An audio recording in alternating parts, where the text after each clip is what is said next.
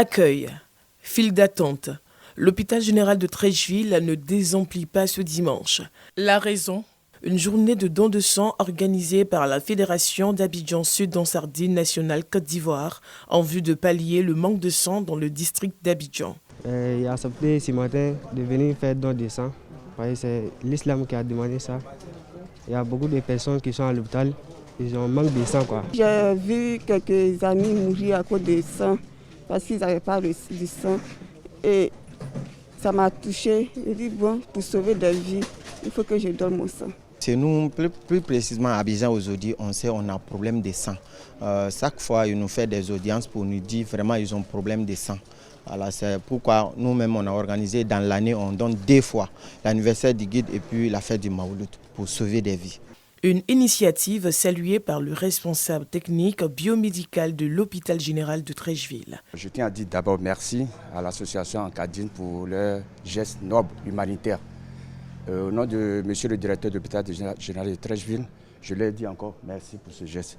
Et je voulais lancer un appel aux autres communautés et suivre l'exemple que nos frères viennent de faire ce matin. Au total, 125 poches de sang ont été récoltées ce dimanche. Rendez-vous est pris le 12 mai prochain pour une nouvelle journée de don de sang. C'est dans une ambiance festive et chaleureuse que la population de Treichville reçoit dans la salle de mariage une donation composée de plus de 57 matériels et équipements de santé d'une valeur de 27 millions de francs CFA. Une nécessité qui vient à point nommé en cette période de crise sanitaire mondiale. Ces équipements permettront non seulement d'augmenter la capacité de prise en charge dans ces différents établissements de santé, mais aussi d'améliorer la qualité du service médical. Un investissement qui, selon le premier responsable de la commune, est l'un des objectifs majeurs du gouvernement. Chère population de Treichville, votre santé est la priorité de notre conseil municipal. Mais ceci ne peut se faire que par votre implication personnelle. Ces derniers temps, vous avez sans doute remarqué les nombreux efforts d'assainissement que nous effectuons dans tous les quartiers. Ces travaux ont pour but de vous assurer un cadre de vie agréable, afin de vous épargner bon nombre de maladies parasitaires. Un moment important que le corps médical principal récipiendaire n'oubliera pas de sitôt. Ce qui nous manque dans les hôpitaux publics, ce sont les équipements.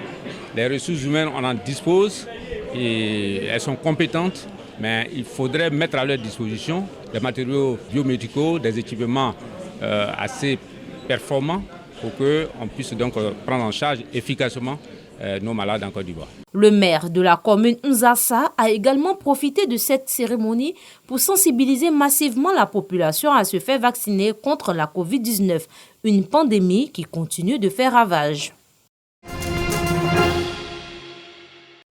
10 enfants ont reçu des kits d'apprentissage dans les locaux de SOS Violence Sexuelle dans la commune de Yopougon. Vraiment, on est content pour tout ce que vous avez fait pour nous. Cette remise s'inscrit dans le cadre du projet de prévention et de réponse au phénomène des enfants à risque ou associés aux gangs armés, aux violences sexuelles et aux punitions physiques et humiliantes dans le district d'Abidjan.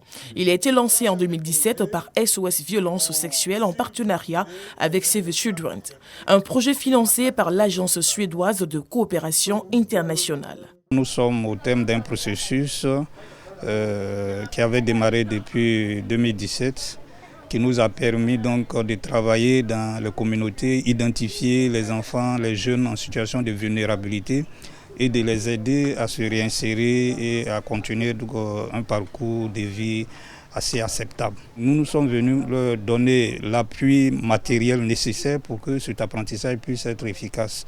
Accompagnés par leurs parents et des maîtres artisans, les récipiendaires ont exprimé leur gratitude à leurs bienfaiteurs. C'est eux qui lui ont donné la force. Voilà. Seul, ce n'était pas facile. C'est une joie, c'est un soulagement, c'est un fardeau qui vient de tomber. Parce que voilà, il faut que je paye la machine de celui qui est là et payer ses matériels encore. Vous voyez un peu ce que ça fait. Alors qu'il y a d'autres encore qui vont à l'école. J'étais nulle à l'école. Donc j'ai essayé de me retourner. Je voulais travailler, je voulais faire la couture. Je suis très contente parce que ce que je voulais, il y a eu aujourd'hui. Je voulais faire la mécanique depuis tout petit. Je vais remercier à Dieu. Parce que c'est Dieu qui a permis cela.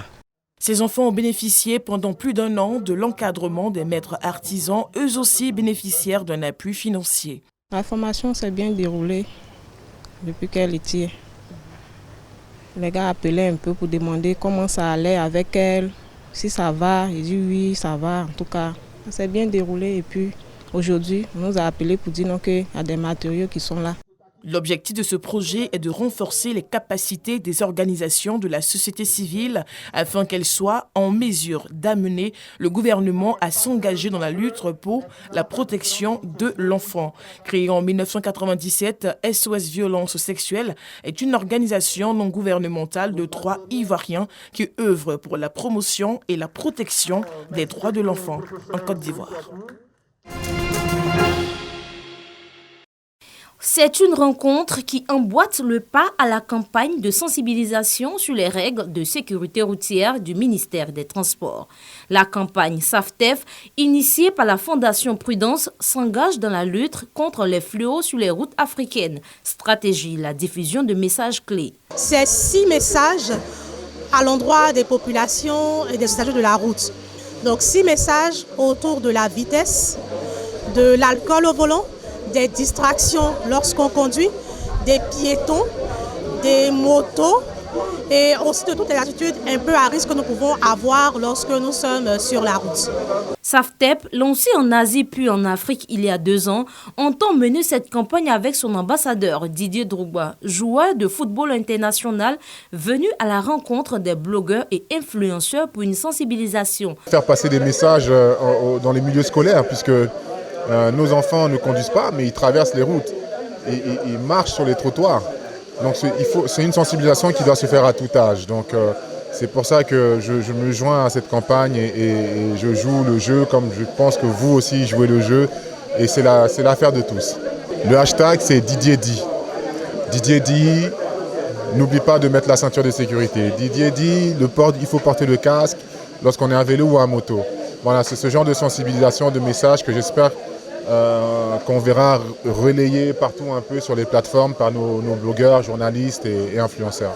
Le message est bien reçu par ces derniers. C'est sur ma page voilà, où il y a au moins 1 million d'abonnés, c'est sur mon profil personnel, essayer de sensibiliser, même autour de moi aussi, sensibiliser les uns les autres. Tout à fait, parce que le cycliste comme le piéton sont des personnes très vulnérables sur la route. Quand on est tous dans nos véhicules ou à vélo, nous sommes des cyclistes ou des automobilistes, mais dès qu'on descend de ces engins, nous devenons des piétons.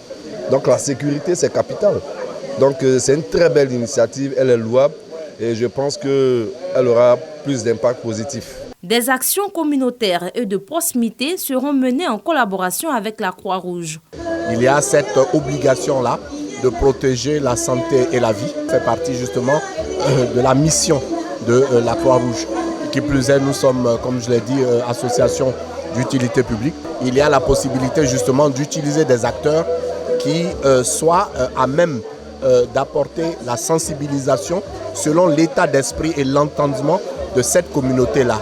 Pour le ministère des Transports, partenaire de cette campagne, il est important d'améliorer les statistiques en faveur d'une baisse du taux de mortalité. On profite de cette occasion que la Fondation Didier Vie puisse nous accompagner en collaboration avec nous, que nous puissions faire une grande campagne de sensibilisation sur des thématiques bien déterminées pour que à l'horizon 2025, même à l'horizon 2022, qu'on voit dans nos éléments de données statistiques qu'il y ait au moins la réduction du taux d'accident, aussi bien en matière de blessés qu'en matière de morts. En moyenne, 12 000 accidents par an sont enregistrés en Côte d'Ivoire pour 1 500 tués et 21 000 blessés.